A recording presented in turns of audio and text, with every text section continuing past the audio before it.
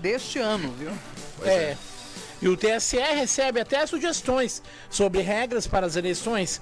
Audiências públicas serão realizadas de 23 a 25 de janeiro. Ao todo, são 10 temas sobre consulta que devem ser regulados por resoluções eleitorais a serem votadas pelos ministros da Corte. Pois é, você que vai ser candidato esse ano, então muita atenção, né? Vamos levantar a capa do zóio, como diz a gíria aí, né, Thiago? Exato. Vamos lá. E entre os temas mais sensíveis está a regulamentação do uso da inteligência artificial no contexto das eleições. E um dos objetivos é evitar a circulação de montagens de imagens e vozes produzidas por aplicativos de inteligência artificial para manipular e falsificar candidatos e opositores. Então o objetivo que o TSE quer discutir é o mais polêmico, né? Tem outros aí que a gente precisa falar, mas é a questão da inteligência artificial. Ela não ser utilizada para prejudicar a eleição. E olha, eu vou falar uma coisa pra você. Bem trabalhado prejudica. Nossa então, muito senhora, interessante não. essa situação. Muito interessante essa atitude, tá bom? No portal do TSE,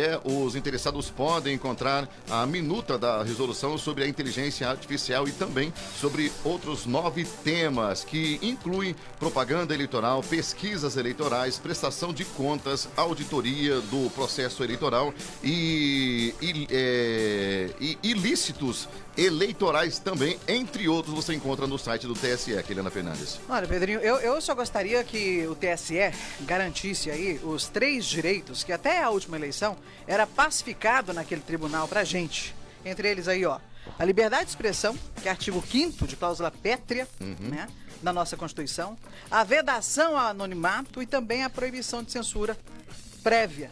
Sabe por quê?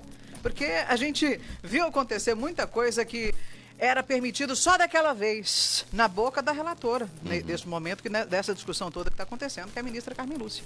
Então, eu quero colocar aqui, alertar, colocar em discussão, justamente a gente colocar no mesmo pacote. Falar sobre a inteligência artificial, o uso da inteligência artificial, é necessário, muito importante, eu concordo plenamente. Mas eu gostaria também de lembrar, gente, que as fake news estão nesse pacote, tá? As fake news estão nesse pacote e eu quero saber quem é que decide, que é fake news, né?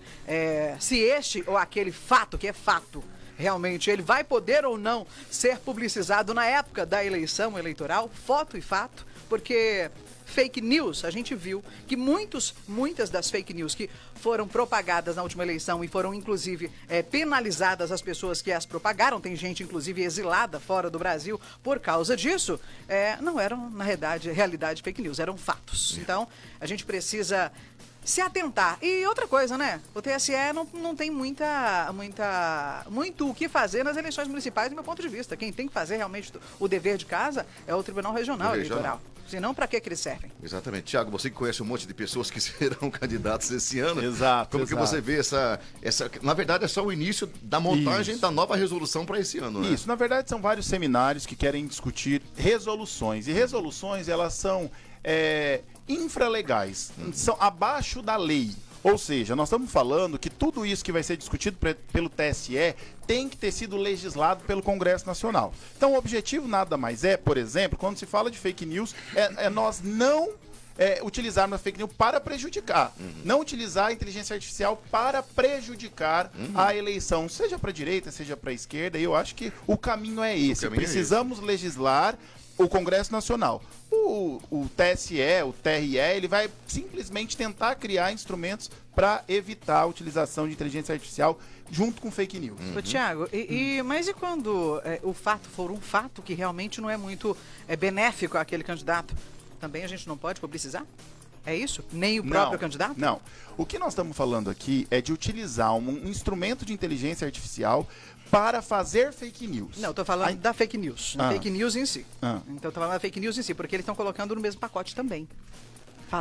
Porque a fake news ainda não foi institucionalizada, não foi resolvido esse problema da fake news. Verdade. Aqui não é um assunto já pacificado aqui nem no tribunal. Inteiro, né? Nem no tribunal, nem no legislativo. Não, sim, mas a fake news é a utilização da imagem da pessoa ou de uma fala da pessoa distorcida e manipulada. Então, o que nós estamos discutindo aqui? É a não utilização da mentira para beneficiar ou prejudicar um grupo político. Entendi. Então, eu acho que é super salutar e importante. Muito bem, senhor Alípio Neto. Tudo bem, senhor Alípio Neto? Não, tranquilo, Pedrinho. Então tá beleza. Pastor, falando da questão da inteligência artificial, eu estava lendo uma matéria também falando sobre isso, na questão dos intérpretes de filmes. Não sei se vocês viram isso, mas que existe sim a possibilidade de pegar inclusive a voz original do personagem e fazer com que a voz traduzida para o português tivesse a mesma voz usando a inteligência artificial através de texto. E está havendo a manifestação, inclusive em São Paulo e Rio de Janeiro, que são os lugares que mais tem essas pessoas que trabalham nesse segmento, né, entrando e protestando, porque pode ser que essas pessoas percam seus empregos. Olha só que loucura. Olha, a inteligência artificial, ela já criou, inclusive, uma modelo padrão perfeição. Inclusive, tem até um nome, esqueci qual é o nome dela. Mas dentro dessa notícia ainda, eu queria alertar as pessoas aí que as audiências públicas do TSE, elas serão realizadas entre o dia 23 e 25 de janeiro, tá? Na sede do Tribunal Superior Eleitoral em Brasília, sob o comando da ministra Carmen Lúcia, tá? Que eu disse aqui que é relatora das resoluções sobre as regras eleitorais. E as pessoas ou instituições autoras das sugestões, elas podem solicitar o uso da palavra no momento do envio das contribuições. E a participação também poderá ser presencial ou virtual. É importante a gente publicizar isso. Né? Eu li também no Globo que o TSE já recebeu mais de 1000 recomendações, sugestões a respeito desses 10 temas. Porque dentro desses temas, para além da fake news, da inteligência artificial, tem a utilização de armas antes e depois do pleito eleitoral. Também tem a divulgação de violações ao sistema eleitoral brasileiro, duvidando da urna eletrônica, toda aquela situação. E também, então, isso está tudo sendo debatido nesse pacote de ações. E como você falou nesse assunto, vamos entrar, Alípio? Vamos entrar nesse assunto? Mas vamos lá. Vamos entrar nesse assunto? Já que ele entrou, já que ele falou, vamos falar dele? Não, o que você acha? Eu acho que é interessante essa questão da gente falar sobre isso, porque nós estamos num ano eleitoral e esse ano muita coisa vai acontecer, o bicho vai pegar. A gente que está aqui à frente do jornalismo da Capital 95 tem muita coisa pra gente noticiar, ouvir, brigar, discutir e assim vai. Mas vamos lá. Eu queria saber qual que é a resistência não só de todos da esquerda, e todos não, né? Boa parte da esquerda não gosta de generalizar, acho que generalização é burra, mas principalmente do próprio TSE, em nós termos a possibilidade de termos junto à urna eletrônica também um voto impresso, não pra gente levar pra casa, mas que a gente possa olhá-lo e dali ele cair diretamente dentro de uma urna para fazer a contagem concreta, contagem do voto, caso haja algum questionamento, como aconteceu na última eleição. Por quê?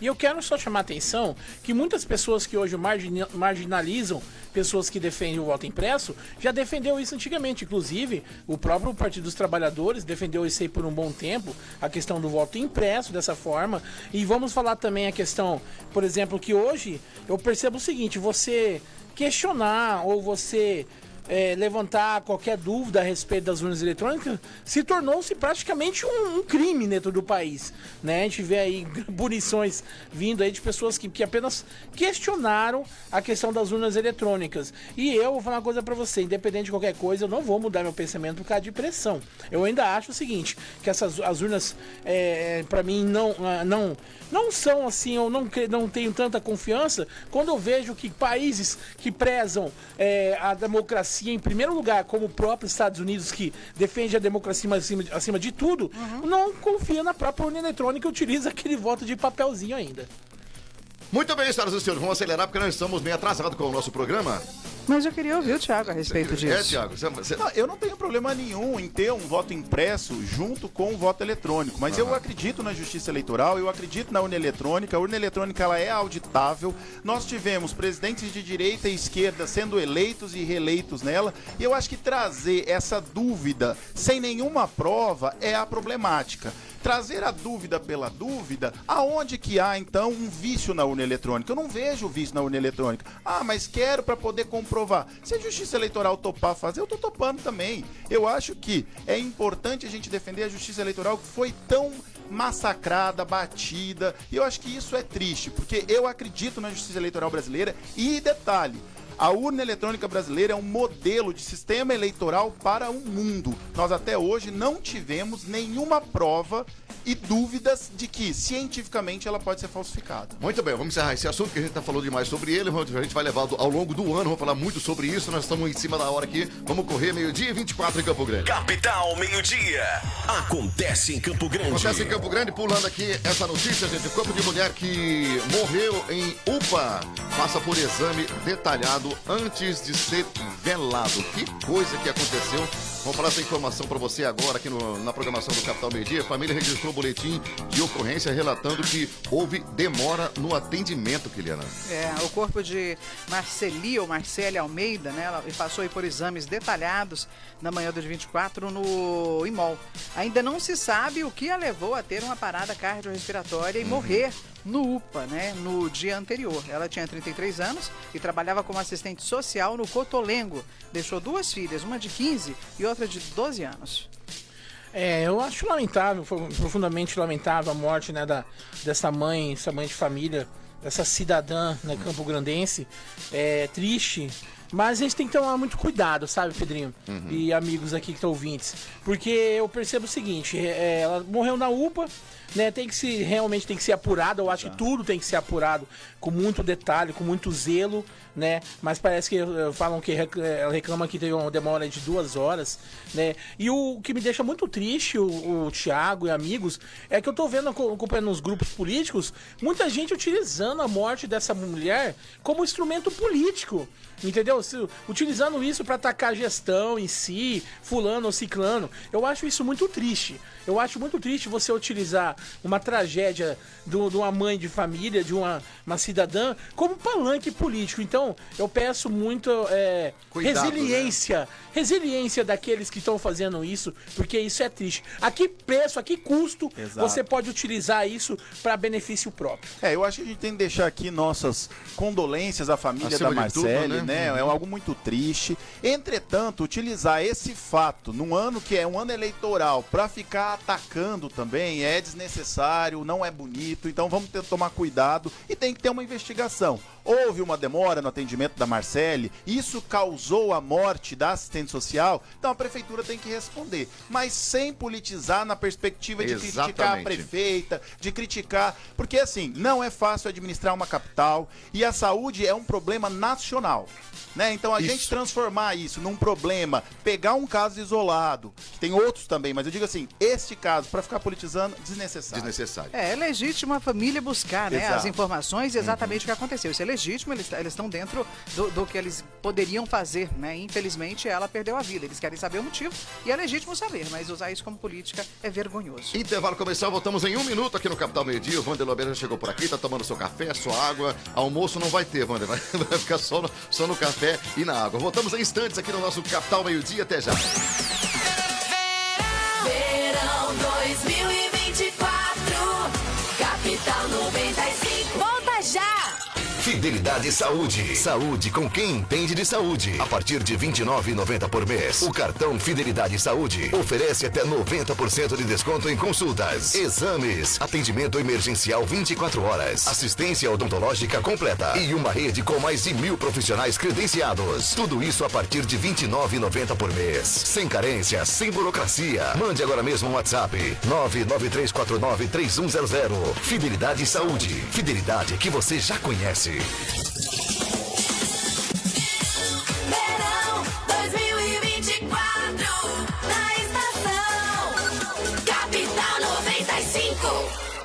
Capital 95, voltamos aqui no nosso Capital Meio-Dia. Gente, nosso convidado já está por aqui, mas eu gostaria de entrar aqui nesse assunto rapidinho, só pra gente dar uma explanada nesse assunto que eu acho super interessante, que a AGU defende tratamento digno a mulheres vítimas de violência sexual. Achei muito interessante o texto. Vamos dar uma passada aqui pra gente informar isso para os nossos ouvintes, aproveitar aqui a presença do Thiago também, né? Aliás, todos aqui são advogados, é só eu que não sou advogado, para falar a respeito dessa informação super importante aqui, que o órgão quer impedir, né, a qualificação moral das denúncias, né? O presidente Luiz Inácio Lula da Silva defendeu nessa terça-feira, dia 23, ontem, no Supremo Tribunal Federal, a procedência da ação que pretende garantir que vítimas de crimes sexuais sejam tratadas de forma digna durante a tramitação de processo. Vocês devem ter dado uma olhada mais ou menos nessa matéria, eu achei muito interessante, só pra gente dar uma destrinchada e falar, especialmente para as mulheres, né, que estão ouvindo o programa nesse momento, Thiago. Vamos lá?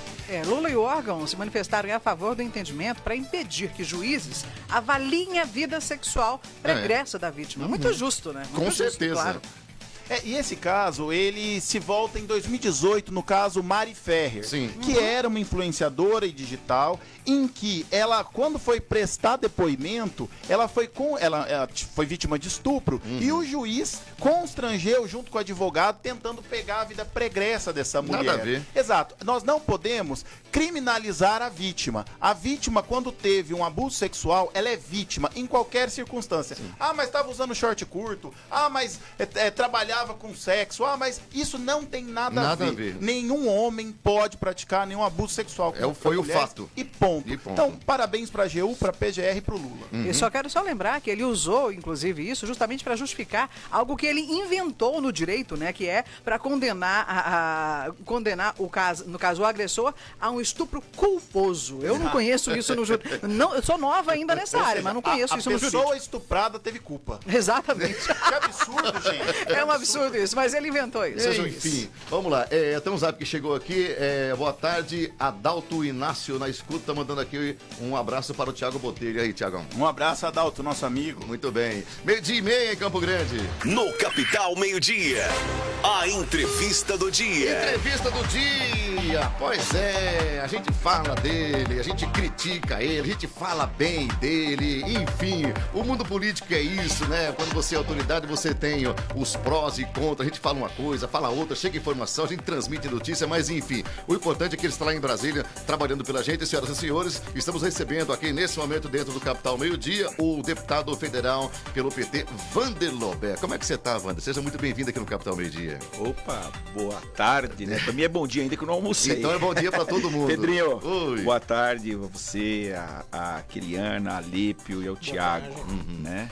É uma satisfação poder estar vindo aqui no programa de vocês e poder ser entrevistados por vocês. Que legal. Quando eu conheci você não estava assim, o seu telhado não estava branco ainda. Verdade. Você está embranquecendo o telhado. E 60 anos agora. Olha aí, ó. Mas tá bonitão você. Completado segunda-feira agora. Segunda-feira, exatamente. Parabéns a você, Obrigado. Deus te abençoe. Obrigado viu? a todos vocês. Acima de tudo, saúde, sucesso para você. E o nosso muito obrigado pelos trabalhos que você tem feito lá em Brasília, pra gente aqui, representando bem o nosso estado do Mato Grosso do Sul. Bom, Wander, antes da gente entrar aqui na pauta, né, da gente começar a fazer aqui as perguntas propriamente dentro da nossa pauta de entrevista de hoje, eu gostaria que a sua primeira participação depois dessa nova formação da nossa bancada aqui, que você, por gentileza, se apresentasse para as pessoas, né, como pai, filho, avô, né, e como político, como pessoa, como homem, para as pessoas que estão ligadas aqui ouvindo a gente agora, até porque nós estamos num ano eleitoral, é interessante que as pessoas conheçam mais a fundo um pouco mais das histórias das pessoas que participam com a gente aqui. Fique à vontade. Obrigado, Pedrinho. Primeiro, eu tô fazendo 60 anos, eu nasci em Porto Murtinho, cheguei em Campo Grande com 15 anos de idade e construí toda para estudar, como muitos aqui de Campo Grandense, né, que vem do interior, né, naquela época muita dificuldade, começo da década de 80, né, fiz na antiga Fulquimate Direito, logo sou fundador do PT, entrei no PT, eu tinha 16 anos. 16 anos? 16 anos. Nunca mudou, Wander? Nunca mudei. Olha aí. As horas boas e as horas ruins, Sim, né? tem que ser assim, né? E, né, aí fui ativista do movimento estudantil, fundador do PT, depois dirigente, coordenei todas as campanhas depois como do PT aqui, do Zeca principalmente, né, desde 88. Fui com o Zeca diretor dos sindicatos bancários e depois, quando o Zeca se elegeu deputado estadual, coordenei o gabinete dele e assumi a direção do PT aqui municipal. Fizemos aquelas duas campanhas já em 92, né, porque nós invertemos, nós elegemos um deputado estadual antes de eleger vereadores em Campo Grande. E aí, em 92, foi candidato a prefeito. Nós fizemos... por 2,5% nós não fomos para o segundo turno, no lugar da Marilu, naquela eleição com o Juvencio. E fizemos o Benhur e o Teruel de vereadores. Aí, em 94, ampliamos de um deputado para 3 na Assembleia. E em 96, a campanha de prefeito, que foi uma campanha histórica. Nós ganhamos no primeiro turno com mais de 20 mil votos, eu era o coordenador, e depois perdemos para o André por 411 votos. 411, eu lembro disso. E eu lembro, só para ilustrar, Pedrinho, Sim. que aí no Carnaval de 98, o Lula veio passar conosco em Murtinho, ele era só presidente do partido, e ele virou e falou para mim assim: Wander, convence o Zeca, você é um cara que influencia muito ele. O dia que nós só temos Mundo Novo e a prefeitura de Porto Murtinho, duas pequenas, eu vou precisar do Zeca para deputado federal, como deputado federal. Nós acabamos contrariando, eu brinco até que o Lula não acerta todas. Naquela ele errou, contrariamos.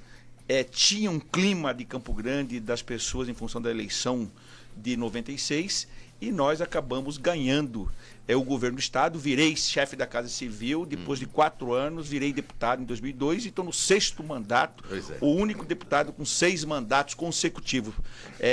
Para mim é um orgulho muito grande, mas um desafio maior. O Nelson Trade foi o único com 5, né?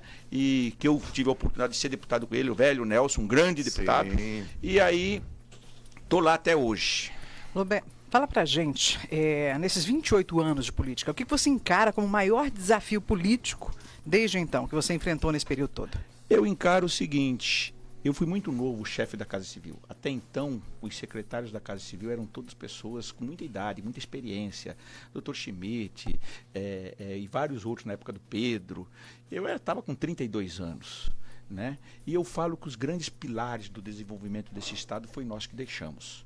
O Fundersul, até brinco com o governador Riedel. O Riedel até entrou com uma ação de inconstitucionalidade, depois ele era presidente e representava a FamaSul, né? Que é o pilar hoje da infraestrutura do estado. Hoje é 1,5 bilhão o orçamento para esse ano. Nós criamos o FIS, um fundo social, que entregava 100 mil cestas para atender a população carente. O FIC na cultura e o FIE no esporte. São os grandes, até hoje, os grandes pilares. Criamos o Festival de Inverno de Bonito, que é uma referência hoje, e criamos o festival na área da cultura lá de Corumbá, né, do Mercosul, Festival Internacional. E nos 7 mandatos de deputado federal que você tem? Eu acho que eu consegui, e eu tenho um orgulho muito grande, unificar a bancada. Quando nós chegamos lá, Mato Grosso era uma referência de que todos os deputados do Mato Grosso passavam as eleições, lutavam pelo interesse do estado. E isso é uma marca hoje do Mato Grosso do Sul, independente de partido. E depois que eu cheguei lá, a gente unificou muito isso. Nós defendemos o estado, cada um tem sua ideologia, mas aquilo que sempre foi de interesse do estado, nós lutamos juntos, independente das diferenças partidárias. E o estado tem se beneficiado muito. Grandes marcas, seja na infraestrutura, seja na saúde, na educação, a gente conseguiu canalizar para cá fruto dessa unidade da bancada, né? E eu vou mais, eu acho que a gente conseguiu, o nosso estado é um dos estados mais novos da federação, né? Precisa dessa parceria, precisa desses equipamentos, porque o cidadão, o estado está muito distante dele, ele mora lá no município, é lá que precisa chegar esses equipamentos em todas as áreas, né? E eu acho que o meu mandato contribuiu muito e me orgulha muito, além evidentemente de alguns projetos de lei, que é nosso papel de legislar, fiscalizar, mas eu sempre atuei, como eu fui primeiro do executivo para depois ir para o legislativo, eu não tive nenhum mandato antes de ser secretário, né? Nunca tinha sido candidato também, eu falo que a grande marca do meu mandato é esse mandato municipalista. Mas, de fato, lá na ponta, todos os municípios, independente de partido, têm marcas sólidas do meu mandato. Wander, vai lá. Deputado, já que o senhor está falando dessa marca de poder fazer um trabalho independente de partido, gostaria de perguntar para o senhor, deputado, o seguinte, que hoje a política, a gente percebe que a política está bem polarizada no Brasil, né? É Lula versus Bolsonaro, Bolsonaro versus Lula. O senhor acha que a esquerda também é responsável por essa polarização? E mais, como romper essa divisão que prejudica a vida das pessoas, né? Amigos, familiares que não se falam mais em função dessa polarização, amigos que parentes que já passaram muito tempo sem conversar justamente por causa disso. Como o senhor acha que temos que resolver isso? Eu acho, Alipe, primeiro, existe essa polarização e cada vez mais. Eu acho que nós não podemos levar nada para o pessoal. Você divergir faz parte, democracia é importante por isso. Agora, o que nós não podemos fazer é fazer o seguinte, deixar que isso contamine as nossas relações, né? Eu acho que, e vejo que o presidente Lula tem dado exemplo. Eu acho que tanto a Dilma como o Bolsonaro, os dois cometeram os mesmos erros, de não entender como é que é aquela lógica de Brasília. Lá, não adianta, você precisa governar com o Congresso Nacional. Não adianta, e o Congresso é a média do povo brasileiro. Quem não tiver essa compreensão não consegue governar.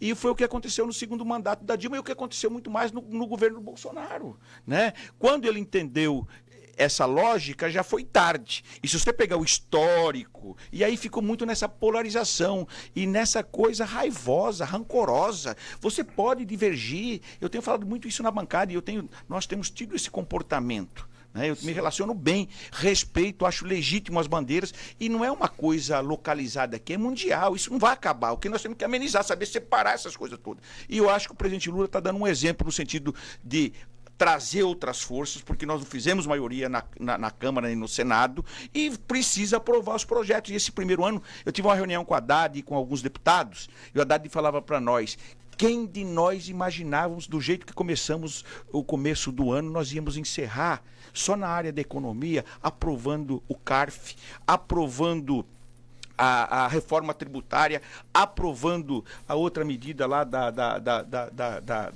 na área da economia, outras medidas na área da economia importantes. E eu acho que esse amadurecimento a gente está tendo. Acho que o PT, na minha é uma opinião pessoal, não é de todo o partido, precisa fazer duas coisas. Sair um pouco dessa agenda identitária, né? E eu acho que eu vou dar um exemplo para você, por exemplo, na questão do marco temporal, que é uma marca nossa, uma luta nossa.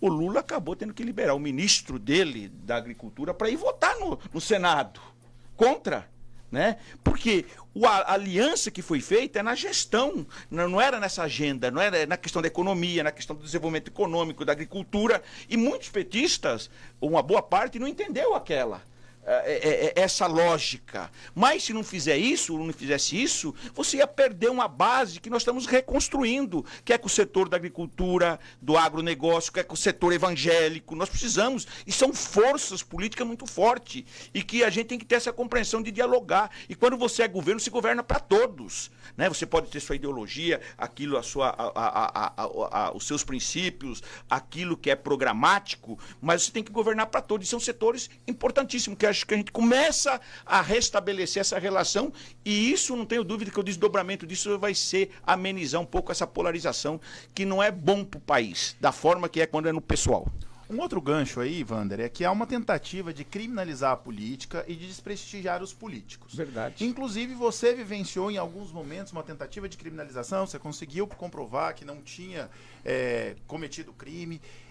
O que é a política para você e como é que a gente pode romper essa tentativa de criminalização do sistema de justiça, querendo perseguir, às vezes, partidos de direita, partido de esquerda? Verdade. O que você diz pra gente a respeito disso? Eu acho que a minha experiência me diz o seguinte, o Thiago: qualquer agente público, ele tem que estar preparado e é legítimo ele ser fiscalizado, ele é um agente público. Agora, isso não pode se transformar numa ferramenta para tentar massacrar ou você acabar com essa pessoa, porque o maior patrimônio de qualquer agente público ou de qualquer político é a sua imagem, né? E isso não pode ser assim, enquanto o que bate em Francisco, não pode bater em Chico, não pode bater em Francisco, porque é fácil você falar, porque nós temos que tomar muito cuidado. Eu acho que esse sistema da Lava Jato, né, e esse papel do judiciário é importante, mas tem que garantir ao cidadão o direito dele se defender. E ele só pode ser, às vezes, criminalizado depois de sentenciado, de transitado e julgado. E o que a gente viu nesses últimos tempos é que as pessoas provocam isso, né?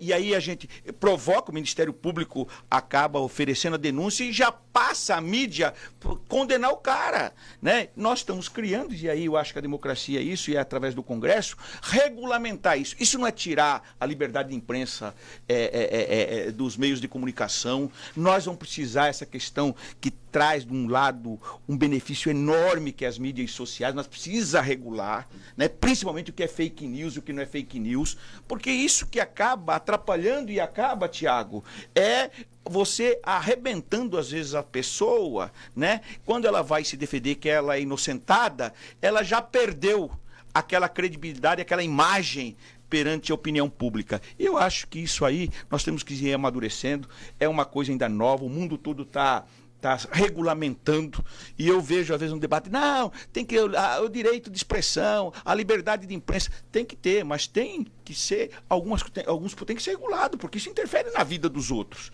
Né? Então eu acho que o caminho é a gente modernizar essa legislação, a gente construir consenso, e eu acho que a gente está nesse caminho. Eu acho que esse primeiro ano foi um ano muito, do jeito que nós começamos e terminamos, eu acredito que a gente avançou bastante e estou muito otimista com relação aos próximos anos. No sentido da gente respeitar a oposição. Oposição é importante em qualquer governo. Ela tem todos ali, independente se a oposição ou a situação foram eleitos por voto popular, né? As normas agora e as emendas, os recursos, né? Eles são, tanto as emendas individuais como de bancada, são impositivas, né? Ou seja da oposição, você não precisa lá estar comprando o parlamentar para vir para a base. Você tem o suficiente para você também atender a sua base lá na ponta, que todos nós temos esse alinhamento, independente de ser de esquerda ou de direita. Deputado, o senhor falou aí sobre justiça, inclusive, de direito garantido, né, para todo brasileiro, de julgamento, inclusive em todas as instâncias. Eu queria saber a opinião do senhor sobre os julgamentos que estão acontecendo no STF, sobre o 8 de janeiro. Como que o senhor vê a forma como está sendo conduzida, já que a gente está vendo aí que, principalmente os presos que lá estão agora, eles não foram julgados nas outras instâncias, como deveria ser no jurídico? Deixa eu te falar, eu acho que nós tivemos ali um processo diferenciado. O movimento que se fez, isso está sendo foi uma tentativa de golpe. E a luta pela questão, e aí não é só eu que estou falando, todas as forças, nós temos vários setores que são conservadores, mas são democráticos, defendem a democracia.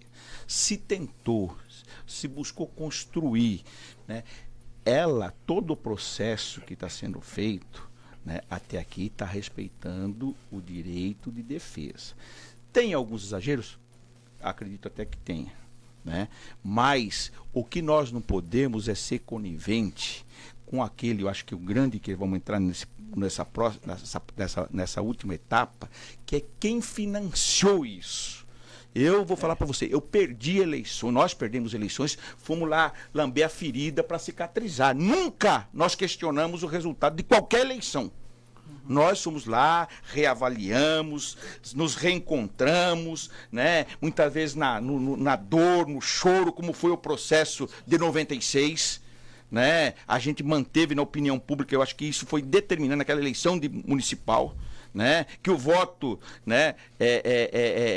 A Folha de São Paulo, tudo, mas nós fomos na justiça, questionar os nossos direitos e tal. Então eu acho que a gente veio num processo de exageros, né? E eu acho que o Moro caminha para um final muito infeliz para ele, porque, vamos ser sinceros, você tem uma palavrinha, e vocês são advogados, que nós, no Poder Executivo e no Legislativo, temos, né?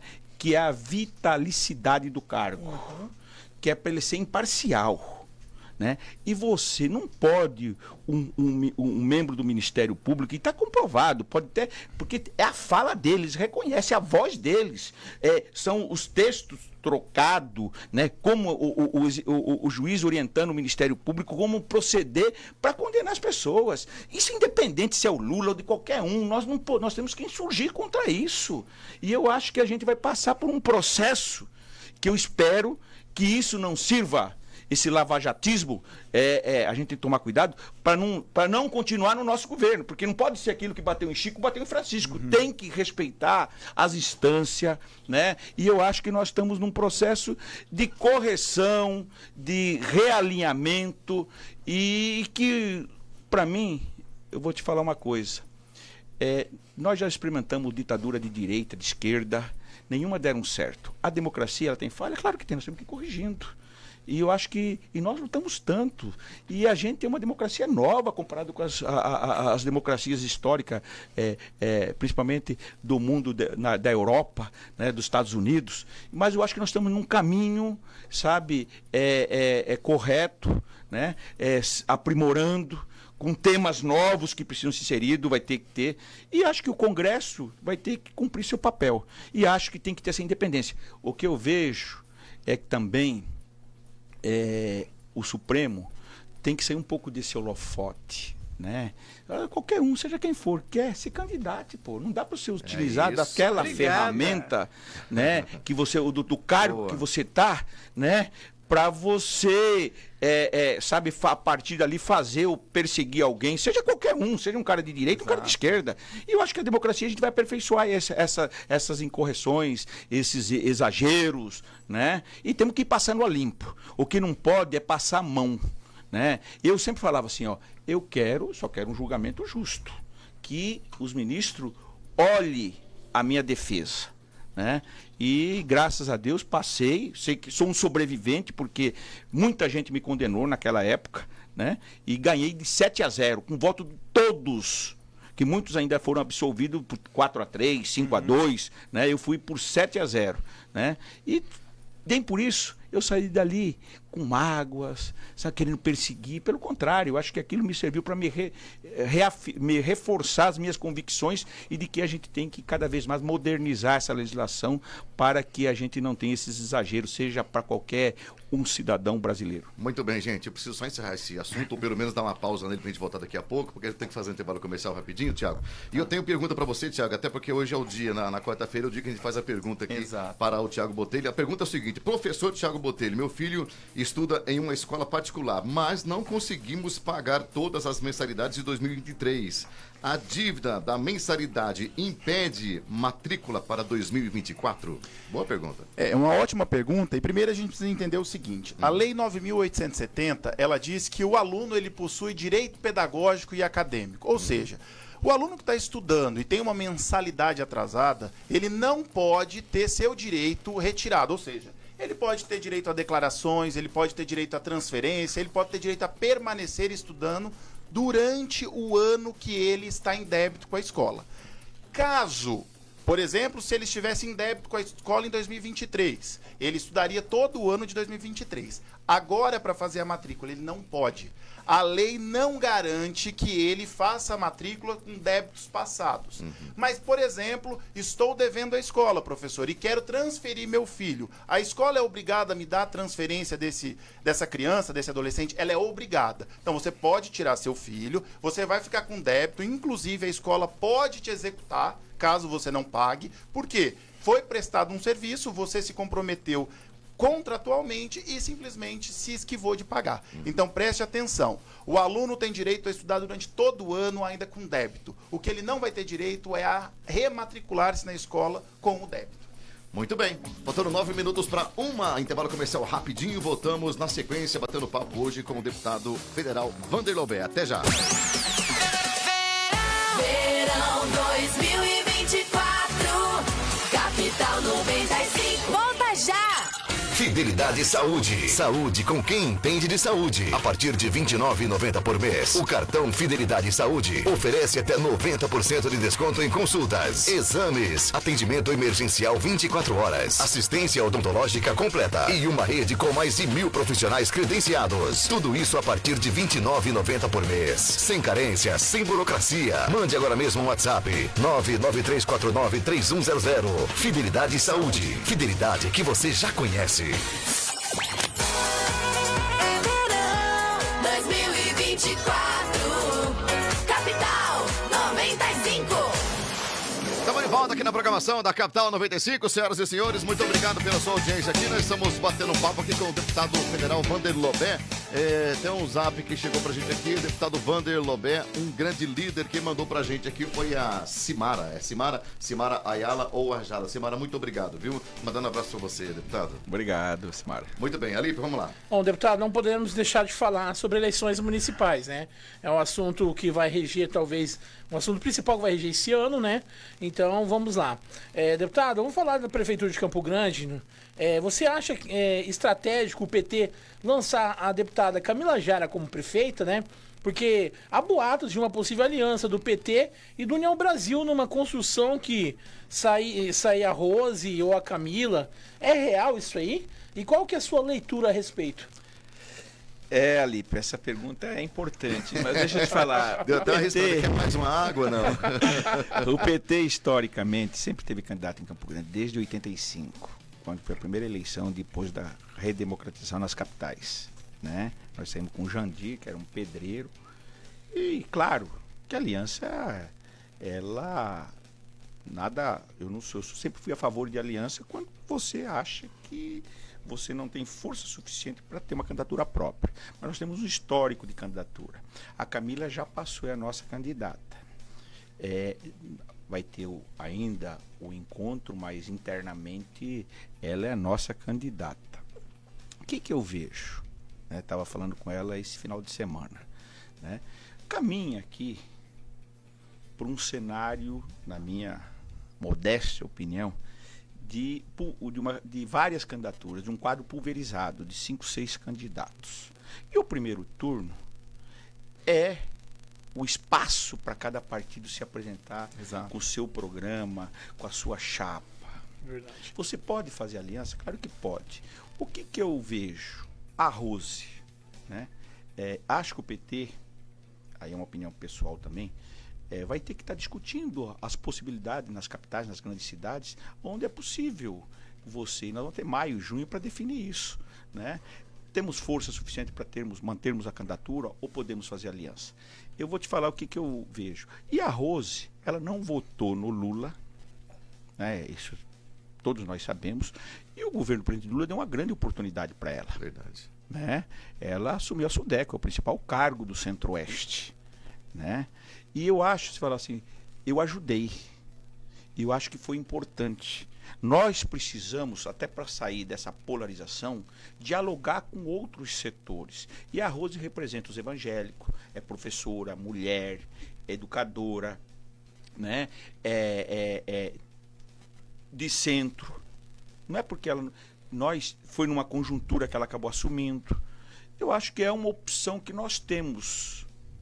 Agora, e eu acho que a Rose só vai sair daquele cargo se ela tiver uma das máquinas apoiando ela. Vamos lá. Qual que é meu raciocínio? A Adriane é candidata, é muito difícil ela vou terminar o mandato, não vou ser candidata, vou apoiar a Rose. Na reeleição. O governo do Estado é muito difícil abrir mão do Beto para apoiar a Rose. E nós temos uma candidatura consolidada, né? A Rose, ela vai abrir para uma aliança com o PT, assumir o governo Lula? Eu acho que até aí é possível. Então, temos que aguardar até maio, junho, né? Como que vai ser? Se isso acontecer, o PT aqui está aberto, não, é isso? O PT tem que estar aberto. Se vai ou não vai é outra história, né? Mas eu defendo que a gente esteja aberto para qualquer tipo de proposta. Agora, no PT tem uma coisa, não tem cacique que define. Cacique não tem liderança assim, porque é deputado Wander, porque é deputado da Camila, porque é deputado Zeca, Pedro Kemp, Gleisi. Não tem. É o diretório, é os delegados. E nós estamos muito aptos. Eu acho que a candidatura da Camila é uma candidatura, nós retomamos o crescimento aqui. A Camila sendo candidata, nossa candidata, ela não faz menos de 20%. O Benhur fez isso em 2000, eu fiz isso em 2004, depois nós começamos a cair, agora nós começamos a recuperar. O Pedro já teve 11, 12, e eu acho que a Camila, pela votação que teve, como eu tive, ela teve 37 mil votos aqui, em 2004 eu tive 30 mil votos em Campo Grande, né? Depois fui candidato, fiz 24% em 2004. Então eu acho que a Camila fica entre 20% e 25%, se for uma candidatura própria, nossa. Né? Com isso nós dobramos nossa bancada, então nós temos uma excelente candidata. Nós vamos falar fazer a defesa do Lula. Para nós abrirmos para uma candidatura ou para uma aliança com a Rose, tem que ser no compromisso de fazer a defesa do nosso programa, do governo federal, né? Acho que ela tem todas as condições até para fazer, porque ela está no governo, né? Cumprindo um papel no governo, num cargo estratégico do governo federal. Então, nós temos que aguardar para ver. Agora, a Rose tem que ver. Ela tem um alinhamento com o setor mais conservador, como é que a pesquisa que ela vai fazer qualitativa, se isso para ela, no primeiro turno, vale a pena ter uma aliança conosco. O mais importante para nós, que nós temos uma candidatura competitiva. Eu acho que com 5, 6 candidatos, com 25, 28% está na disputa.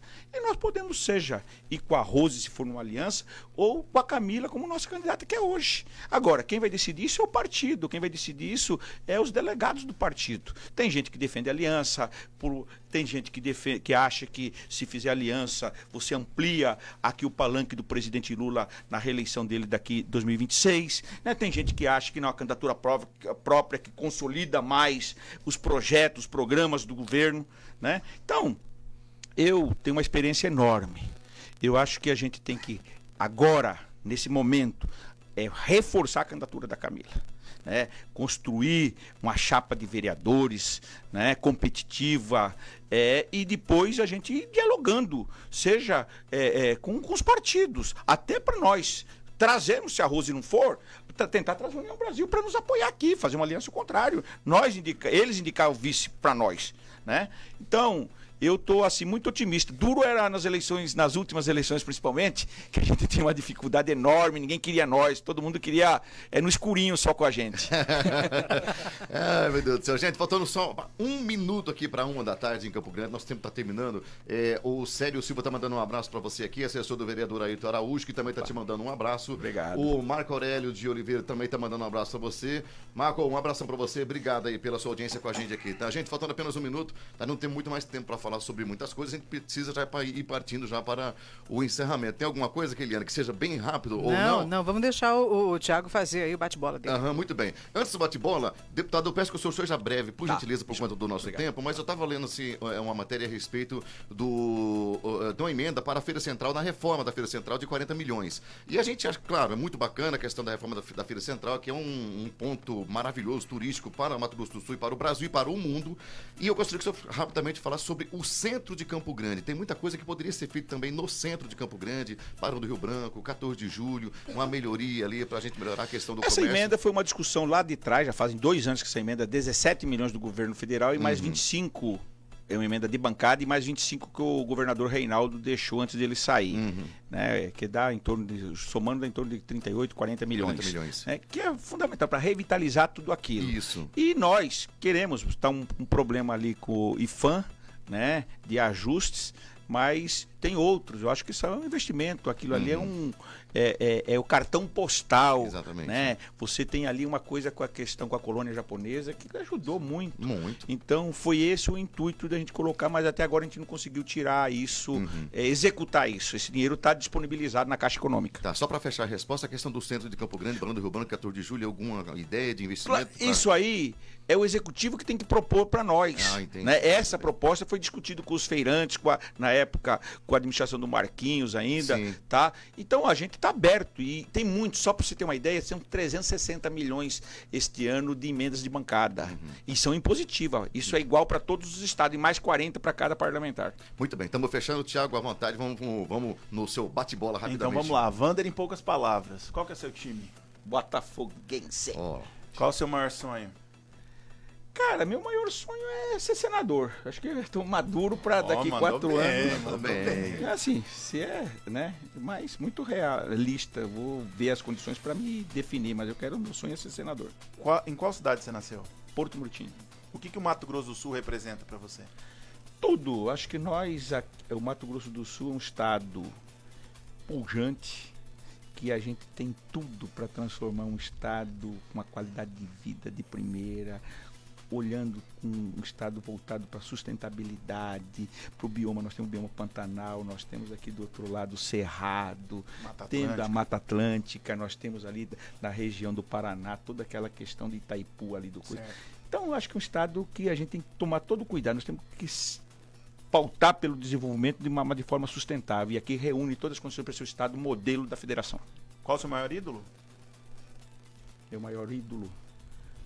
Vou te falar, é o Lula, para mim é a referência. Eu tenho certeza. Eu sabia também. Né? E o que o PT representa para você? Tudo. Acho que se não fosse o PT eu não teria a oportunidade de ter os mandatos que eu tive. Só um partido. Até então, quando eu entrei no PT, a gente servia só para bater palmas. Um PT, depois veio outros partidos que deu a oportunidade da gente poder pleitear, seja do cara mais pobre ao grande intelectual, eu acho que essa é o diferencial do PT. O PT foi construído, né, com intelectuais, trabalhadores e religiosos, que eu acho que isso, essa essência que nós nunca perdemos e tudo que passamos, graças a isso que a gente se manteve. Vander Lobé, nós da Capital agradecemos a sua presença e contamos com mais vindas ao nosso programa. Eu que agradeço. Um grande abraço a todos e a todos aqueles que estão nos ouvindo. Muito bem, senhoras e senhores, 1h03 em Campo Grande, um grande abraço para todo mundo, batemos o papo com o Vander Lobé, obrigado Thiago Botelho, obrigado Karina Fernandes, Alípio Neto, voltamos amanhã na programação da Capital. Obrigado por hoje. Você ouviu Capital Meio-Dia. De volta amanhã ao meio-dia.